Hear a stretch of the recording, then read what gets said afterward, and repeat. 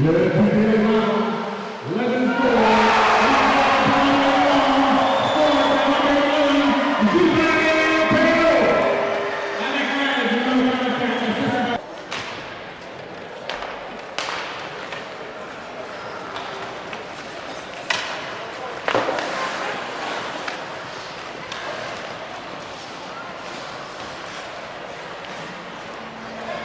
Le but des points national, Palestine Stars goal, commentated by number Isaac, scored by number 99, Ron Lebita.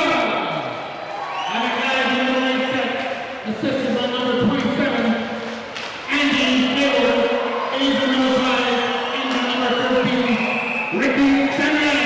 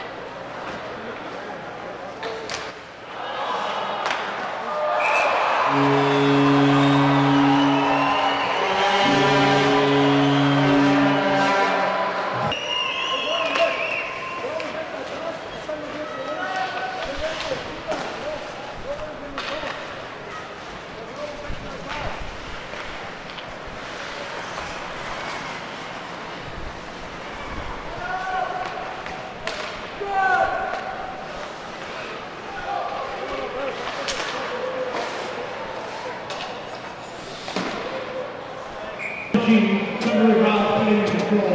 Pembroke, begins with the whistle. Westburn, Sierra Whitehead, Purdue, Angel, North Carolina.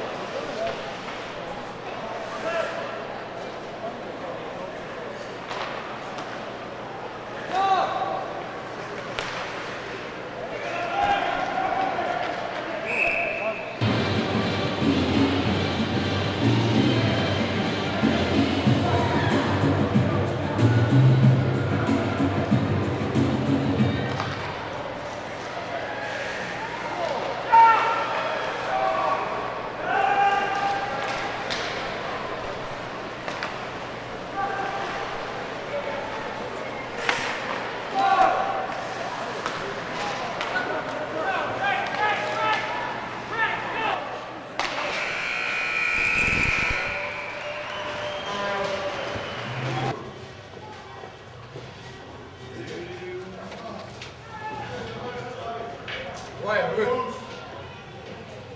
Good job. Hein?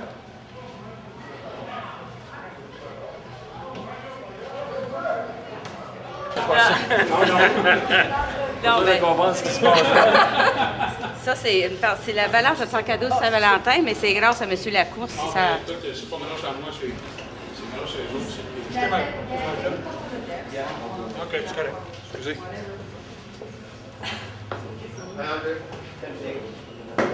Hey, c'était assez tabou, je suis tannée. J'ai regardé les vidéos. Là. Mon papa s'en vient rencontrer Guy Lafleur à cause de son idole, puis j'ai hâte de lui. Bah, regarde, ça a toujours été mon idole. Je ne l'ai jamais rencontré. Jamais. J'ai même pas pu le voir jouer une fois. C'est assez impressionnant. Ben oui, son cadeau de Saint-Valentin. C'est un de ses rêves, puis j'ai essayé de le réaliser. En plus, regarde.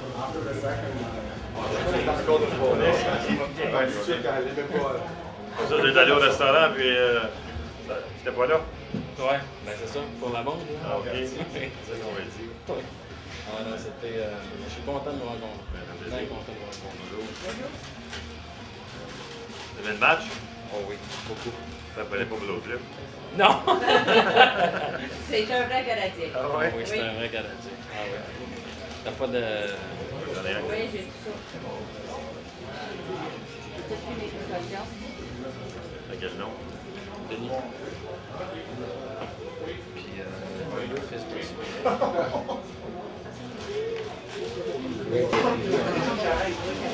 Les insolences de caméra, ça? Lui, il s'en va de même.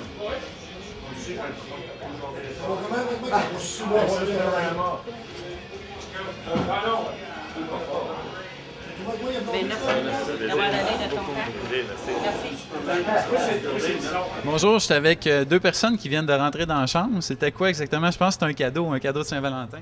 Oui, j'avais organisé ça il y a une couple de semaines avec M. Lacourse. Je voulais y faire un cadeau de Saint-Valentin, réaliser son rêve depuis son enfance. Puis il a réussi à prendre les démarches pour moi et à le réaliser. Parce que vous avez même couru après Guy Lafleur. Il faut dire que vous êtes un grand fan. Un très grand fan. J'ai jamais pu le voir jouer une fois depuis que je suis jeune. T'sais. C'est la première fois que je peux le voir là, jouer le live. Toujours regardé, toujours suivi à la TV. J'ai porté le numéro 10 quand j'ai joué au hockey. Mais c'est la première fois que je suis très, très, très heureux. Très heureux. Puis comment c'est de se retrouver face à face avec lui comme ça? Très impressionnant. Très, très impressionnant. Puis vous devez être content de votre femme. Elle en a fait beaucoup. Elle vous a même emmené jusqu'à son restaurant pour essayer de le voir. Première tentative. D'ailleurs, elle m'a acheté la montre. Hein. C'est une montre qu'on peut obtenir au restaurant de Guy Lafleur. Il y en a 1924 qui fermait l'année pour l'année du forum. Puis c'est le 595e. Très heureux. Oh non, je suis très heureux. Bien, bien fait. Bien, bien fait. Fait que c'est une femme qui a réussi sa mission comme cadeau de Saint-Valentin. Elle ne pouvait pas faire mieux. Oh non, elle ne pouvait pas faire mieux. Ben, merci beaucoup, puis bonne chance dans votre couple. Oui, ben, merci beaucoup. Merci. Je pense pas avoir besoin de présenter la personne avec qui je suis. Bonjour Guy. Bonjour. Le démon blond, ça vient de qui en tant que tel et comment tu as réagi à ce surnom-là quand il t'a été donné? Le démon blond, je pense que c'est les journalistes là, qui ont sorti ce nom-là. Je ne sais pas si c'est pas Claude Larochelle, le journal Le Soleil à Québec. Et ça allait continuer comme ça. Mais moi, je me suis plus... On n'est pas responsable de ça, pas ben. du tout. Le démon blond, on sait pourquoi, avec la longue cheveux blonde plutôt, mais démon. Ah, ben... Pour les adversaires, c'est le fun d'être vu comme un démon un peu. Oui, c'est important. Je pense que le fait de jouer puis de tirer peut-être de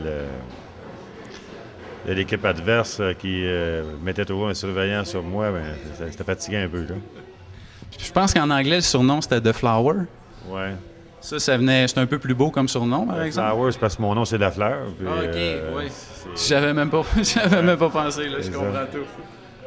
Puis, qu'est-ce que tu retiens de toutes les années que tu as passées chez le Canadien? Ouais, ça a été des belles années. Je pense que de jouer pour l'équipe de mes rêves quand j'étais jeune, puis d'avoir évolué avec des gars quand même, Ken Dryden, Jacques Laperrière, Claude Larose, Rogatien Vachon, ses débuts, Jean-Claude Tremblay, c'était Frank Mahavlich, Peter Mahavlich, Yvan Cournoyer. C'était vraiment impressionnant. C'était des gros noms, puis c'était l'équipe. Il y avait de l'histoire, puis le fait d'avoir joué puis d'avoir été capable de gagner 5 coupes cette année dans l'organisation, je pense que c'était vraiment spécial.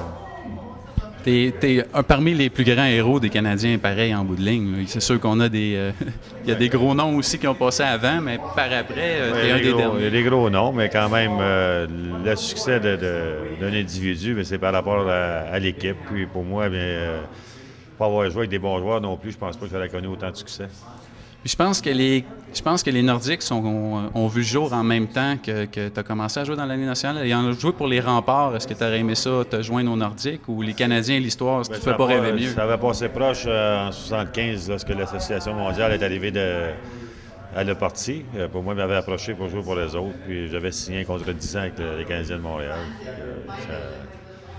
Ça a donné le dernier clou dans la tombe en ce qui concerne les Nordiques. Puis pour moi, ma carrière était à Montréal. Puis comment que le retour au jeu, tu es un des seuls à avoir fait un retour au jeu au hockey. Ça a été difficile après 3 ans d'absence? Ça a été difficile parce que, premièrement, il fallait s'entraîner. Puis c'est un entraînement assez intensif. Puis c'était un beau défi, par exemple. Pour moi, je le regardais comme défi. Puis j'allais pas là pour... c'est pas une question d'argent ou une question de prouver aux Canadiens que j'étais capable de le faire. Pour moi, personnellement, puis d'avoir une belle fin de carrière. Puis la passion, en même temps, pour les joueurs, la passion avait l'air un peu plus là aujourd'hui. On a tendance à croire qu'elle est partie un peu. Est-ce que c'est le cas ou tu penses qu'elle existe encore? Oui, elle doit exister pour certains joueurs, mais la majorité, je pense que les gars sont là pour les millions de dollars qu'ils font. Puis ça a changé énormément, le hockey d'aujourd'hui, comparativement dans notre temps. Nous autres, on se faisait exploiter, puis là, c'est les joueurs qui exploitent les propriétaires. Puis toi, juste pour faire un petit de ta carrière qui n'est pas tout là, mais je pense que tu as eu 3 titres de meilleur marqueur, 2 trophées Hart, 1 trophée Smythe, 5 Coupes Stanley, comme on a parlé tantôt, plusieurs records. C'est quoi la distinction parmi ceux-là que tu es le plus fier? Moi, je pense que ce que je suis le plus fier, c'est les Coupes Stanley qu'on a gagnées en tant qu'équipe. Les records individuels, pour moi, c'était pas important. Je jouais, puis j'aimais ça, je produisais, puis à la fin de l'année, ben, tu finissais soit premier compteur, ou deuxième ou troisième. Mais pour moi, le but principal, c'était de gagner une Coupe Stanley. Puis si aujourd'hui, on voulait donner un trophée, le trophée Guy Lafleur, lequel t'aimerais que ce soit? Bon, j'ai aucune idée. Une bonne question. Oui, question difficile un peu. Je ne sais pas, j'ai aucune idée. Je pense pas qu'il y en donne un de toute façon. Sinon, pour le retour au jeu, mais c'est pas... C'est pas tous les joueurs qui ont cette chance-là. Puis, tu as fait une couple d'apparitions dans les médias, justement, avec l'annonce cette semaine de l'annulation de la saison, en réalité. Est-ce que c'est pour le bien, tu penses, que ça arrive un peu, ce qui se passe présentement, ou c'est très dommage pour le hockey? Bien, c'est très dommage pour les fans, puis très dommage pour les emplois qui se sont perdus ou qui vont se perdre prochainement. Le hockey est vraiment malade, puis ça part pas juste de la Ligue nationale, ça part du hockey mineur aussi en général. On regarde les jeunes de 10 ans, 11 ans, 12 ans, même peut-être 13, 14 ans qui ont des agents aujourd'hui, mais je trouve ça un petit peu ridicule. Puis la Ligue nationale, bien, beaucoup d'équipes qui sont en difficulté financière. Puis tu peux pas donner 75% de tes revenus en masse salariale. C'est impossible. Il n'y a aucune entreprise qui peut survivre.